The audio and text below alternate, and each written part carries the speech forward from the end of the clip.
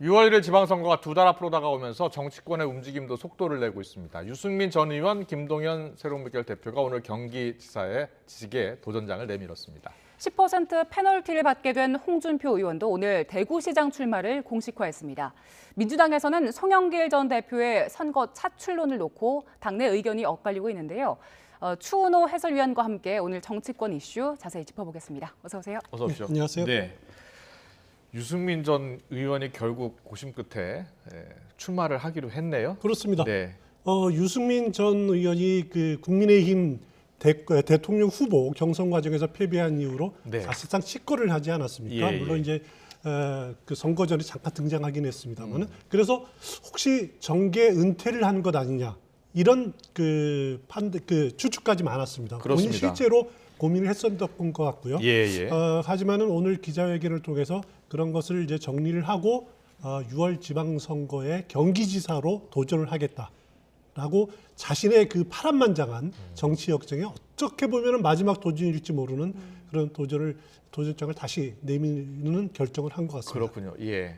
그 출마 선언 기자회견은 어떻게 들으셨어요? 일단 기자회견을 쭉 봤는데요. 유승민 전 의원 하면은 우리가 그 가오는 이미지가 네. 개혁 보수 그리고 뭐 따뜻한 보수 또 합리적 보수 뭐 이런 정도의 이미지를 떠올리지 않습니까? 그런 부분들이 어떻게 보면 두 번의 대통령 선거 과정에서 자신의 이미지 브랜드로 내세웠던 것이 그 사실인데 네. 하지만 문제는 그런 개혁 보수, 합리적 보수, 따뜻한 보수가 경기도민의 삶과 무슨 상관이 있느냐라는 거죠.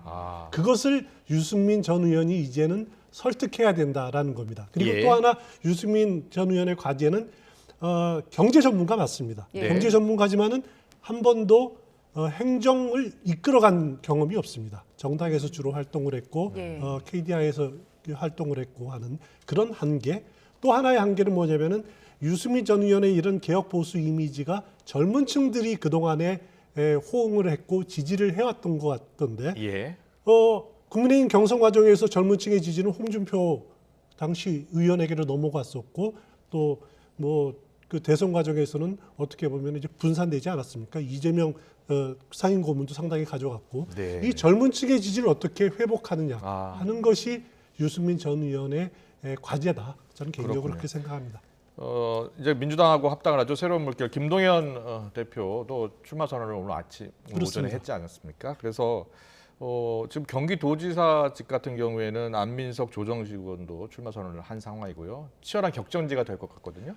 경기도가 이번 지방선거의 가장 격전지가 될 겁니다. 예. 이것은 물론 이제 지난 대선 과정에서 윤석열 후보가 전국 판세에서는 이겼지만은 경기도에서는 5.3% 포인트 가량 졌습니다.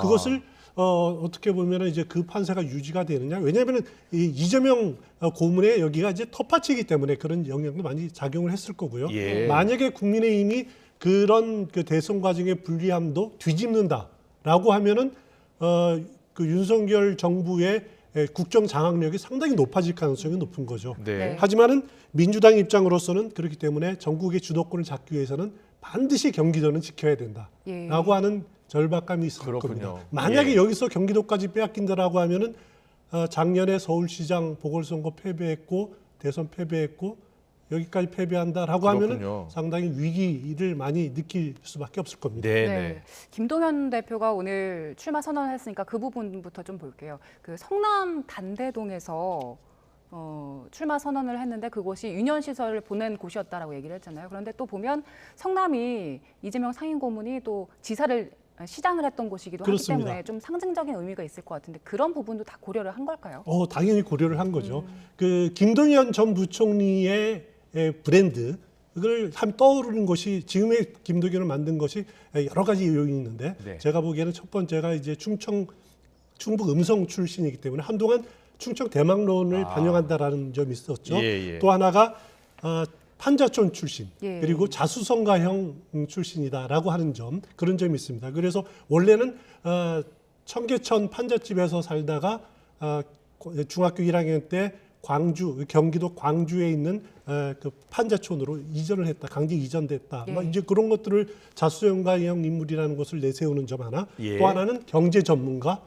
또 경제 전문가면서 경제부총리 있을 때 소득주도 성장을 놓고 청와대 권력과 장하성 정책실장과 이렇게 날카롭게 이렇게 척을 지을 수 있는 강한 소신 네. 이런 것들 또 하나는 이제 유쾌한 반란에서 나타난 제3의 길을 네. 제시할 수 있다라는 건데 지금 민주당 후보로 만약에 경기지사에 도전하게 된다라면은 충청 대망론이라는 요소가 사라지죠. 예. 그리고 소신 있게 현 정부와 맞섰다라고 하는 그런 이미지도 사라집니다. 예. 네. 그럼 제3의 길이라는 이미지도 사라지고요.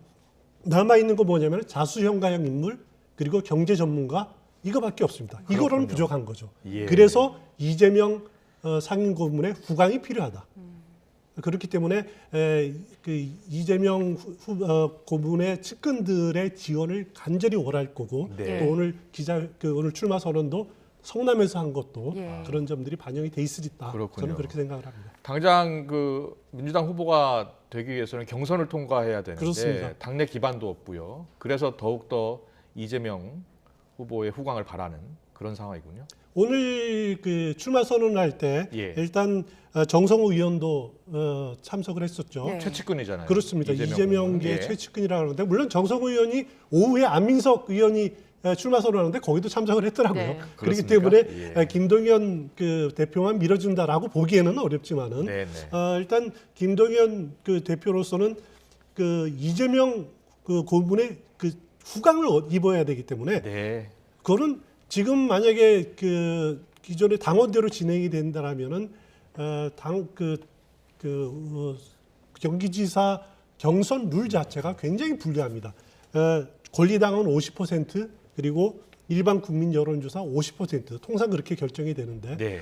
그렇게 하면은 당내 기반이 없기 때문에 권리당한 50%는 너무 본인한테 핸디캡이다. 그렇군요. 그렇기 때문에 자신의 대중적인 인도가 있기 때문에 예. 일반 국민 여론조사 비율이 상당히 높아지는 것이 유리한 거죠. 네. 그것을 이렇게 당규를 좀 개정하도록 지도부에 요청하고 있는 그 상황인데 만약에 윤호중 비대위 체제에서 받아들여질지 그 부분은 아직 결정이 안 난 부분으로 알고 있습니다. 네. 네네. 앞서도 간단하게 짚어주셨는데 지난 20대 대선 득표율 경기도만 놓고 봤을 때 이재명 당시 후보가 50.94%였고 윤석열 당시 후보가 45.62%였잖아요. 그렇습니다.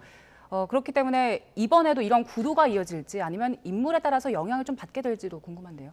예, 그래서 지난 대선 때는 이제 46만 표 차이로 예. 경기도만을 보면은 이재명 후보가 앞섰었죠. 네. 그런데 지방선거에는 좀 변화가 있을 겁니다. 왜냐하면은 그 같은 인물 대결이 아니고 예. 또 김동연 만약에 유승민 대결로 벌어진다라면은 정말 흥미진진한 대결일 거거든요. 그래서 네. 서로의 두 분 다 경제 그 전문가고 대중적인 인지도도 상당히 높은 분들이고 하기 때문에 아주 치열한 1%, 2% 내부의 승부가 이뤄질 것 같은데 네. 그 전에 당내 경선이라는 그런 벽을 넘어야 됩니다. 알겠습니다.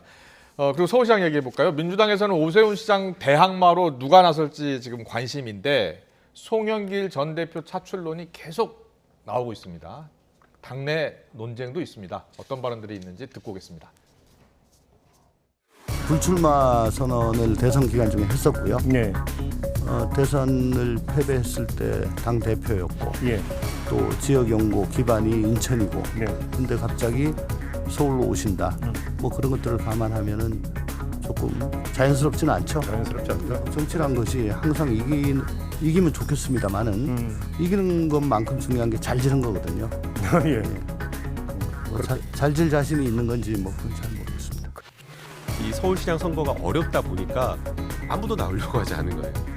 만약에 이제 선거가 쉽다, 이길 가능성이 높다라고 하면 후보군이 엄청 많아질 맞아요. 건데 어려운 선거다 보니까 죽으러 가는 거 아니냐, 희생하는 거기 때문에 좀 그런 역할을 좀 해달라라는 그런 지지가 있었어요. 만약 이 독패를 본인이 들어야 된다라고 한다면 기꺼이 하겠다라는 그런 의지는, 결연한 의지는 좀 보였습니다. 김남국 의원이 직접 만나고 왔잖아요. 그렇습니다. 송영길 대표를. 그런데 그 마지막에 독배를 본인이 들어야 된다고 하면 기꺼이 하겠다, 결연한 의지를 보였다라고 했거든요. 일단 송영길 차출론이라고 많이 표현을 하는데 네. 솔직하게 표현하면은 송영길 전략공천입니다. 아, 네. 송영길 서울시장 전략공천의 분위기를 만들기 위해서 어떻게 보면 친 이재명계 의원들은 많이 움직이고 있는 것은 분명해 보여요. 네. 하지만은 이제 여기서 이제 그 반대되는 의견들은 뭐냐면은 대선 패배의 책임을 지고 물러난 지도부가 아, 곧바로 서울시장의 전략공천 된다는 것이 그러면 책임지고 물러나갔다고 하는 게 뭘 책임진다는 거지? 오히려 전체 그 지방선거 전체 선거 결과에 악영향을 미칠 수도 있다라고 하는 것이 첫 번째 반론이고요. 그렇군요. 예. 예. 두 번째 반론은 인천에서 쭉 정치 생활을 해왔는데 당장 그러면은 출마를 하기 위해서는 인천 계양을 국회의원직도 물러내야 돼, 그 사퇴를 해야 됩니다. 네. 네. 그러면 송영길 전 대표 개인적으로 선거 국민들에게 뭐라고 설득할 거냐 그거죠. 예. 그런 부분들을 보면은 바람직하지 않은 것 아니냐라고 하는 의견이 팽팽히 맞서 있습니다. 네. 과연 송영길 전 대표가 뭐 전략공천이든 독이든 성배를 마시는 거든 독배를 예. 마시는 거든지 모르겠지만은 선택의 시간이 얼마 남지 않았습니다. 그 선거일 60일 전인 4월 2일까지는 네. 주민등록을 옮겨야 됩니다. 그렇군요. 만약에 서울에 출마를 하려면은 인천에서 서울로 주민등록을 옮겨야 됩니다. 예. 그러니까 네. 토요일까지는 옮겨야 되기 때문에 이번 주 안으로 결정이 날 것 같습니다. 그렇네요. 며칠 안 남았습니다. 예. 네, 그리고 대구시장 좀 볼게요. 대구시장 지금 홍준표 의원 오늘 출마를 공식화했는데 페널티를 결국 이제 10% 안고 나가는 거잖아요. 그렇습니다. 김재원 전 최고와 이제 경쟁을 벌이겠네요. 예, 그렇습니다. 지금 홍준표 의원 그리고 김재원 전 최고의 2파전 2파전이다 이렇게 뭐 많이들 분석을 하는데 예, 예. 홍준표 의원의 그 페널티 10%는 뭐냐면은 국민의힘 경우에는 지방자치단체장 선거는 선거인단 당원이죠 50% 그리고 여론조사 50%를 반영합니다. 여기에 후보가 갖는 최종 득표율의 10%를 뺀다라는 겁니다. 페널티를 받는다라는 건데 예. 네. 그럼에도 불구하고 홍준표 의원이 갖는 그 네임밸류 두 차례 대권 도전하고 또 당을 위해서 헌신한 부분들 이런 부분들을 따져보면은 10%의 장벽은 별로 어려운 장벽은 아니지 않겠느냐 아, 이렇게 많이들 분석을 하고 있는 것 같습니다. 그렇군요. 알겠습니다. 오늘 정치권 이슈는 여기까지 듣겠습니다. 추은호 해설위원과 함께했습니다. 고맙습니다.